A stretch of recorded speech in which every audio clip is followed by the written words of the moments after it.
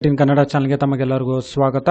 ಇವತ್ತು ಬಂದು 25 April 2024 Nifty 50ನಲ್ಲಿ ಏನಾಯಿತು, BSE ಸೆನ್ಸೆಕ್ಸ್ನಲ್ಲಿ ಏನಾಯಿತು, ನಮ್ಮ ಶೇರ್ ಮಾರ್ಕೆಟ್ನಲ್ಲಿ ಏನಾಯಿತು, ಹಾಗೆ ಸ್ಟೇಟ್ ಬ್ಯಾಂಕ್ ಆಫ್ ಇಂಡಿಯಾ ಈ ಶೇರಿನ ಬೆಲೆ ಇವತ್ತು ಒಂದು ಹೊಸ ದಾಖಲೆನೇ ಬರ್ತಿದೆ, ಅದ್ರ ಬಗ್ಗೆ ನೋಡೋಣ.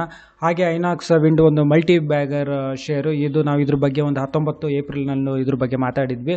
ಅದು ಒಂದು ಕಾಂಟ್ರಾಕ್ಟ್ ಸಿಕ್ಕಿದೆ ಅಂತ. ಈಗ ನೋಡಿದ್ರೆ ಇವತ್ತು ಒಂದೇ ದಿವಸದಲ್ಲಿ ಒಂದು 7% ಏರಿಕೆ ಇದೆ. ಬನ್ನಿ ನೋಡ್ಕೊಂಬರೋಣ ಏನಾಯಿತು ಅಂತ.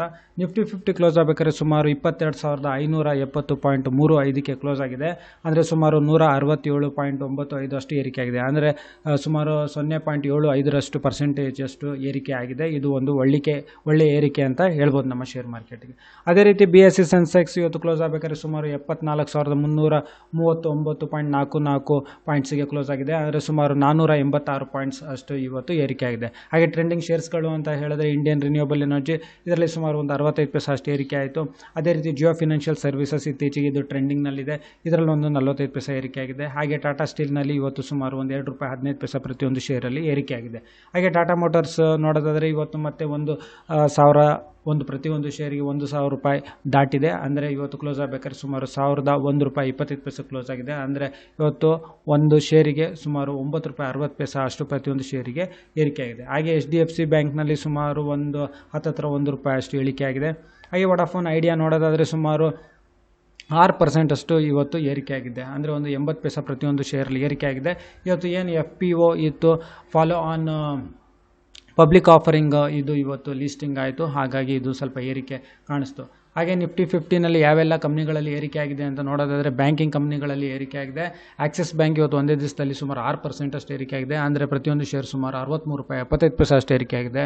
ಅದೇ ರೀತಿ ಸ್ಟೇಟ್ ಬ್ಯಾಂಕ್ ಆಫ್ ಇಂಡಿಯಾ ನೋಡೋದಾದರೆ ಇವತ್ತು ಸುಮಾರು 5% 5.12% ಅಷ್ಟು ಏರಿಕೆ ಆಗಿದೆ. ಅಂದರೆ ₹39.60 ಅಷ್ಟು ಪ್ರತಿಯೊಂದು ಶೇರಿಗೆ ಏರಿಕೆ ಆಗಿದೆ. ಹಾಗೆ ಇದು ಒಂದು ಹೊಸ ದಾಖಲೆ, ಇದ್ರ ಬಗ್ಗೆ ಮುಂದೆ ನೋಡೋಣ ಬನ್ನಿ.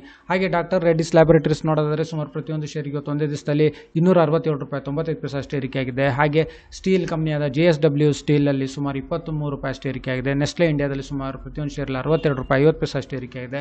ಹಾಗೆ ಈ ಹೀರೋ ಮೋಟರ್ ಕಾಪ್ನಲ್ಲಿ ಸುಮಾರು ₹105 ಅಷ್ಟು, ಹತ್ತತ್ರ ₹105 ಅಷ್ಟು ಪ್ರತಿಯೊಂದು ಶೇರಲ್ಲಿ ಏರಿಕೆ ಆಗಿದೆ. ಹಾಗೆ ಅಡಾನಿ ಎಂಟರ್ಪ್ರೈಸಸ್ನಲ್ಲಿ ಸುಮಾರು ₹71.75 ಅಷ್ಟು ಪ್ರತಿಯೊಂದು ಶೇರಲ್ಲಿ ಏರಿಕೆ ಆಗಿದೆ. ಹಾಗೆ Sun Pharmaceutical, NTPC, ITC, Coal India, Eicher Motors, Mahindra and Mahindra, Bharat ಪೆಟ್ರೋಲಿಯಂನಲ್ಲಿ ಇವತ್ತು ಏರಿಕೆ ಕಂಡಿರುವ ಶೇರ್ಸ್ಗಳು ಅಂತ ಹೇಳ್ಬೋದು. JNK ಇಂಡಿಯಾ ಲಿಮಿಟೆಡ್ ಅಂತ ಏನು IPO ಆಗಿತ್ತು, 23ನೇ ತಾರೀಕಿಂದ ಓಪನ್ ಆಗಿತ್ತು, 25ನೇ ತಾರೀಕು ಇವತ್ತು ಇದು ಕ್ಲೋಸ್ ಆಯಿತು. ಸುಮಾರು ₹395ರಿಂದ ₹415 ಅಷ್ಟು ಒಂದು ಪ್ರೈಸ್ ಬ್ಯಾಂಡಲ್ಲಿ ಬಂದಿತ್ತು.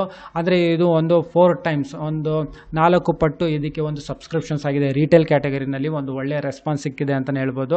ಹಾಗೆ ರಾಮದೇವ್ ಬಾಬಾ ಸಾಲ್ವೆಂಟ್ಸ್ ಏನಿತ್ತು, ಅದು ಮೊದಲನೇ ದಿನವೇ ಅದು ಲೀಸ್ಟಿಂಗ್ ಆಗೋ ದಿವಸನೇ ಒಂದು 32% ಲಾಭ ಮಾಡಿಕೊಟ್ಟಿತ್ತು, ರಿಟರ್ನ್ಸ್ ಮಾಡಿಕೊಟ್ಟಿತ್ತು ಅಂತಲೇ ಹೇಳ್ಬೋದು. ಇದು ನೋಡೋಣ, ಒಂದು ಒಳ್ಳೆ ರಿಟರ್ನ್ಸ್ ಕೊಡ್ಬೋದು ಅಂತ. ವೊಡಾಫೋನ್ FPO ಇವತ್ತು ಲೀಸ್ಟಿಂಗ್ ಆಗಿದೆ, ಒಂದು 6% ಒಂದು ಏರಿಕೆ ಆಗಿದೆ.